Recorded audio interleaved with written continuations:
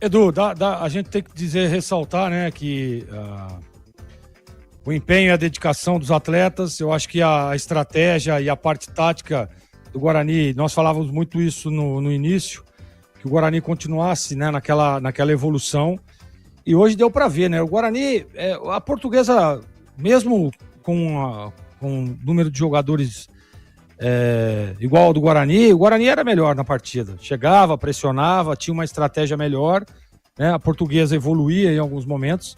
Aí vem a expulsão numa jogada onde o Mirandinha ele ia na cara do gol, né? Para mim, expulso corretamente o zagueiro da Portuguesa. E a partir daí o Guarani toma conta efetivamente do jogo.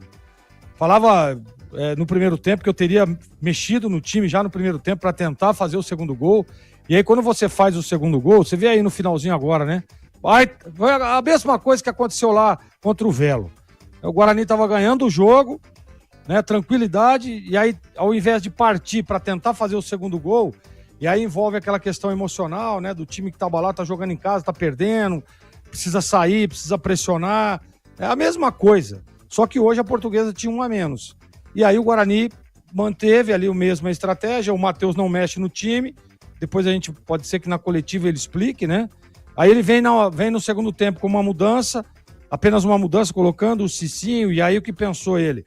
Não, agora eu solto, eu tô soltando a lateral esquerda, solto a lateral direita também, permaneço ali, trago o William Farias para em alguns momentos fazer uma espécie de terceiro zagueiro, dando um pouco mais de amplitude. Foi o que aconteceu, né? Adiantando um pouco mais o Natan para encostar, para chegar, para participar. E assim, não dá para dizer que estava errado, né? Não dá para dizer que foi errado, porque o Guarani ganhou o jogo. Mas eu vou repetir, não dá, na circunstância do jogo, para aquilo tudo que vinha fazendo o Guarani na partida, você correr esses riscos no final. A Portuguesa teve chance aí de empatar o jogo, se não fosse o Kaique França. Teve uma defesa que o Kaique França faz ali no chão, numa bola batida, que aí tem o rebote lá do outro lado, ele espalma corretamente, a bola cai lá do outro lado e o atacante da Portuguesa chuta para fora. Foi uma defesaça, salvando o time do Guarani, né?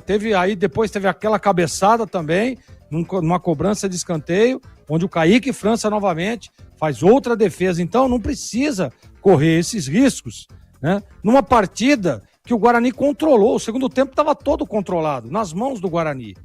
Aí vem o finalzinho, né? Aí o time adversário se joga. Agora, se ele vem com uma estratégia um pouco mais agressiva, e no início ali faz 2-0, traz tranquilidade, e aí sim é a hora de você vir numa manutenção de resultado, deixa o time adversário sair e você tenta num contra-ataque matar o jogo. Era isso que precisava pro Guarani. Mas eu vou repetir, tem que parabenizar o Guarani por mais uma vitória. Essa é uma vitória importantíssima, leva o Guarani no G8, briga por uma das vagas do G8 para classificar para a próxima fase, e o Guarani hoje vira uma realidade dentro da competição. Com 8 pontos, 2 vitórias consecutivas, um time em evolução ainda, a gente percebe isso, com alguns encaixes, claro, ainda para se fazer, mas o Guarani hoje é um time que, sem dúvida nenhuma, vai brigar por uma das vagas, vai brigar com muita força. Eu gostei demais da participação tática dos atletas, a entrega tática do time, que a todo momento estava bem posicionado, eu falava isso durante o jogo. Olha, o Guarani poderia até partir para cima para tentar fazer o segundo gol, né? Mas ficar um pouco com uma certa cautela, mas o Guarani está muito organizado. Quando você está organizado, dá para você arriscar um pouco mais. Faltou isso para o Matheus, mas tem que parabenizar, porque o Guarani venceu jogando fora de casa, aliás, a segunda vitória jogando fora de casa, né? E dá um passo importantíssimo, e hoje, Edu, tá dentro do G8.